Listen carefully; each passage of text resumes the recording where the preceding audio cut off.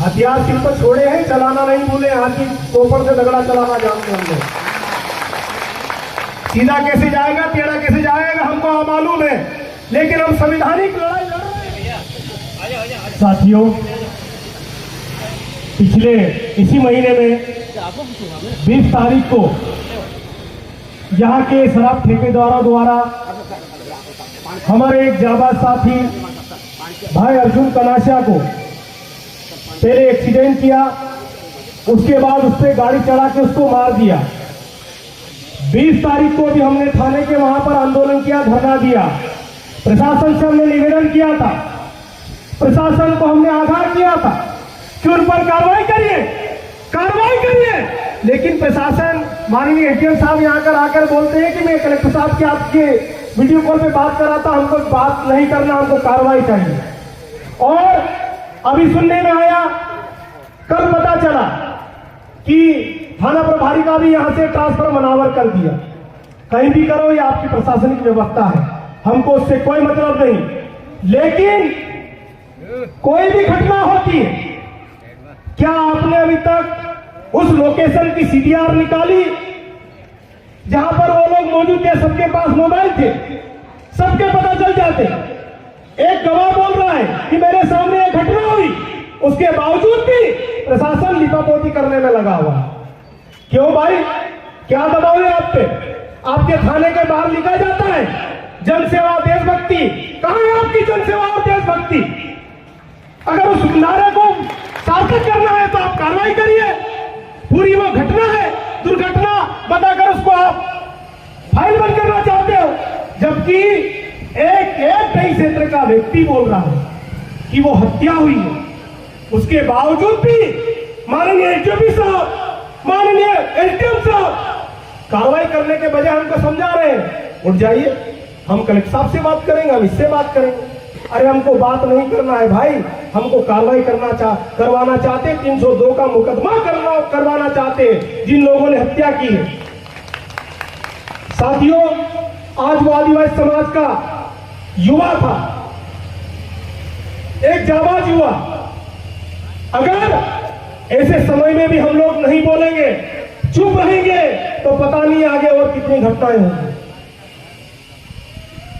हम लोग प्रशासन से कहना चाहते हैं कि आप, यूं तो हमारा कोई व्यक्ति होता है, थोड़ी बहुत दारू मिलती है तो उस पर तुरंत कार्रवाई कर देते हैं, 2 दिन तक थाने में उसके साथ कुटाई होती है कि नहीं होती है?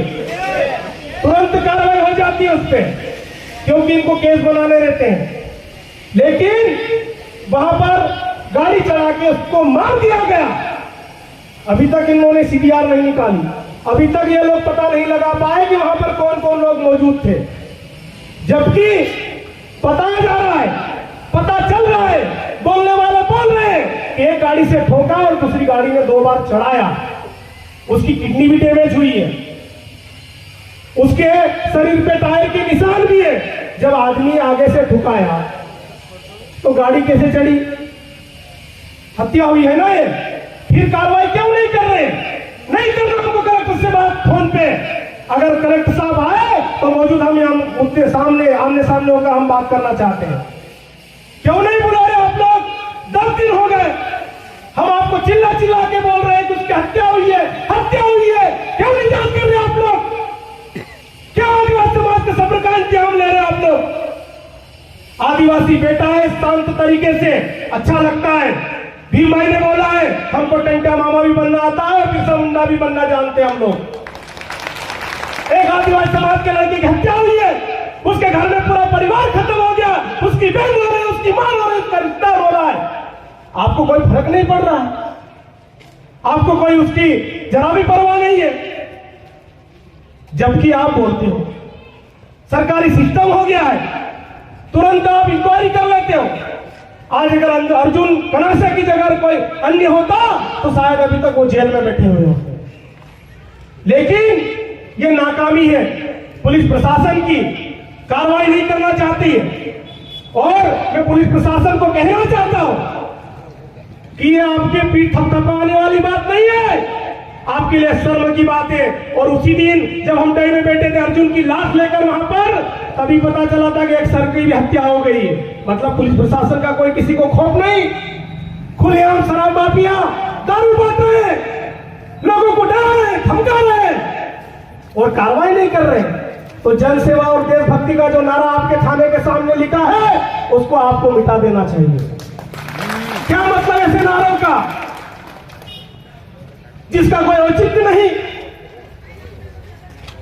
आप जब आपको सर्विस में जाते हो, आप संविधान की कसम खाते हो कि मैं निष्पक्ष रहकर कार्रवाई करता हूं, कहां गई वो आपकी कसम, कहां गई आपकी शपथ? आदिवासियों के लिए न्याय करने की आप बात करते हो। साथियों, मैं माननीय मुख्यमंत्री जी को से यह निवेदन करना चाहता हूं कि दिखावे की तो बहुत कार्रवाई कर रहे हैं आप लोग, लेकिन यह सच्चाई की कार्रवाई करिए। साथियों, दुख होता है, पीड़ा होती है। हमारे एक जाबाज साथी को हमने खोया है, जो समाज के लिए लड़ता था, समाज की आवाज उठाता था। ऐसे व्यक्ति को हमने खोया है, जो नेतृत्व करता था, एक जनप्रतिनिधि था। और मैं तमाम जनप्रतिनिधियों को भी कहना चाहता हूं कि वो भले छोटा जनप्रतिनिधि था, अगर आज भी आपकी आंखें नहीं खुली तो हो सकता अगला नंबर आपका भी हो सकता है। इसलिए भेज जाइए, आ जाइए उसके सम्मान में, उसके हक अधिकार के आप भी बात करिए। लेकिन तो किस बात का है? प्रशासन बेटा है, थोड़ी देर में आता है, बातचीत करेंगे, इससे बात कर रहे हैं, उससे बात कर रहे हैं। अरे किससे बात कर रहे हो, करो, लेकिन 10 दिन तक आपने किससे बात करी वो तो बताओ। आपने अभी तक क्या कार्रवाई की, आपने अभी तक क्या जांच किया वो तो बताओ। साथियों, ये दही क्षेत्र में पहली घटना है, अभी तक ऐसा नहीं हुआ करता था। हमारे क्षेत्रों में, हमारे एरिया में, आदिवासी क्षेत्रों में कोई अनजान व्यक्ति घुसने से पहले 10 बार सोचा करता था। सोचता था कि नहीं सोचता था? कहीं भी जाओ आप जंगलों में, लोग पूछते हैं यहाँ जाना कोई खतरा तो नहीं है, तो सामने वाला बोलता है आदिवासी लोग रहते तो थोड़ा देख लेना। क्या हमको वो बनाना चाहते हो? आपसे गुहार कर रहे हैं, आपसे मांग कर रहे हैं और आपकी कानों में जू तक नहीं रह रही है। आज आप सभी से मैं निवेदन करना चाहता हूं, मेरे भाइयों से, मेरे वरिष्ठों से, कि ये कोई मामूली घटना नहीं है, ये एक बहुत बड़ी घटना है आदिवासी समाज के लिए। इसलिए जब तक अर्जुन को न्याय नहीं मिले तब तक हम तुक जोन से नहीं बैठेंगे। साथियों, वो हमारे भाई था, हमारा साथी था, कंधे से कंधा मिलाकर साथ में चलने वाला एक नौजवान साथी, जुझारू साथी था, जो डरता नहीं था, वो शहीद हो गया। कुत्तों ने मिलकर एक शेर का शिकार कर लिया। लेकिन मैं यहाँ के प्रशासन को निवेदन करना चाहता हूँ, माननीय एसडीएम साहब से भी निवेदन करना चाहता हूँ, एसडीपी साहब से भी निवेदन करना चाहता हूँ, हमको मजबूर मत करो सुप्रीम कोर्ट जाने के लिए। चंदा इकट्ठा करके अर्जुन की न्याय की आवाज उठाएंगे सुप्रीम कोर्ट में जाकर। अगर आप हमारी न्याय की बात अगर नहीं करोगे, उसके बाद आजकल सुप्रीम कोर्ट में भी ऑनलाइन सब सिस्टम हो गया है। उसके बाद जब आपको फटकार पड़ेगी, आपकी वर्दी उतरेगी, तब मत बोलना कि जब ये दही में बस स्टैंड पे बोल रहे थे हमको सुन लेना चाहिए था। हम लोग भी कानून को जानने लगे, समझने लगे। संविधान में सब प्रकार की व्यवस्था है, आप अपनी जिम्मेदारी निभाइए, वरना हम आपकी भी सुप्रीम कोर्ट में जाके सीडीआर निकालेंगे, आपके पास फोन किस किस का आया और बात क्या क्या हुई। आप हमको ना समझ मत समझिए। हम बार बार आपको 10 दिन से यही चिल्ला चिल्ला के बोल रही है कि न्याय कीजिए, न्याय कीजिए, वरना हमको राष्ट्रपति महोदय से निवेदन करना चाहते हैं, कहना पड़ेगा कि हमको 5वीं अनुसूची दे दो, बाकी हमको किसी की आवश्यकता नहीं। साथियों, डरने की आवश्यकता नहीं है। आज दही में सभी समाज के लोगों ने, जो भी हमारे भाई के सम्मान में, उनके न्याय के लिए जिन्होंने भी अपने अपने प्रतिष्ठान बंद किए, उनको मैं भी साधुवाद देता हूं। और मैं आपको आश्वस्त करता हूं, भगवान न करे, ईश्वर न करे, प्रकृति न करे कि आपके साथ कोई घटना हो, लेकिन आपके साथ भी कभी इस प्रकार की कोई घटना होगी तो सबसे पहले आदिवासी समाज आपके साथ खड़ा रहेगा। क्योंकि ये जो घटनाएं होती है वह समाज देख के नहीं आती। साथियों, सभी को एक होने की आवश्यकता है, सभी को लड़ने की आवश्यकता है। और इस यहाँ पर प्रशासनिक व्यवस्था के माध्यम से मैं सम्मानित कलेक्टर साहब, सम्मानित एसपी साहब से निवेदन करना चाहता हूं कि आप कार्रवाई करिए। बस एक ही निवेदन, एक ही लाइन में कार्रवाई करिए, कार्रवाई करिए, कार्रवाई करिए, बस। उसके अलावा हमको कुछ नहीं, वरना हम लोग बैठे रहेंगे। कल अर्जुन का नुक्ता है, नुक्ता भी यही मनाएंगे। और अगर प्रशासन अपनी कार्रवाई नहीं करता है तो हम लोग आगे क्या करना हम लोग बैठ के भी तय कर रहे हैं। और अगर हम लोगों ने बैठ के अगर कोई बात तय कर ली तो वर्दी खूंटी में टांगने के लिए तैयार रखना, क्योंकि सुप्रीम कोर्ट आप पे कार्रवाई करेगा। क्योंकि नियम कायदे हम लोग भी जानते हैं, संविधान को हम भी समझते हैं। संविधान में कौन कौन से आर्टिकल हमारे हित में लिखे हम लोग भी जानते हैं। दर्द समझिए सर, निवेदन है, आज इस दुख की घड़ी में जितने भी लोग यहाँ पर आए उनको धन्यवाद देने की आवश्यकता नहीं है, वो अपने भाई के लिए अपना फर्ज अदा करने के लिए आए। इसी प्रकार सभी लोग साथ में, जिसके साथ भी अन्याय हो, अत्याचार हो, उसके साथ खड़े हो जाइए।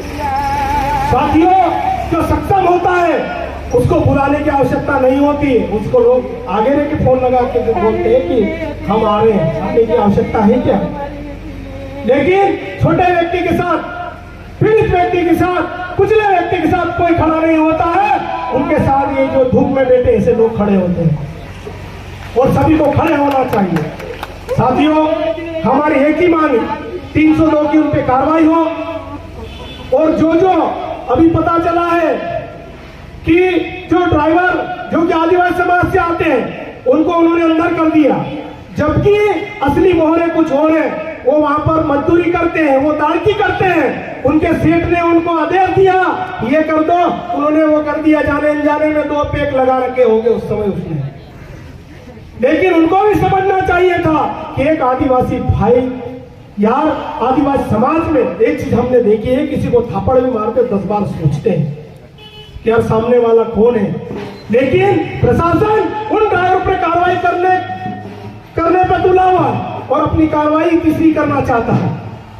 लेकिन ऐसा नहीं होना चाहिए।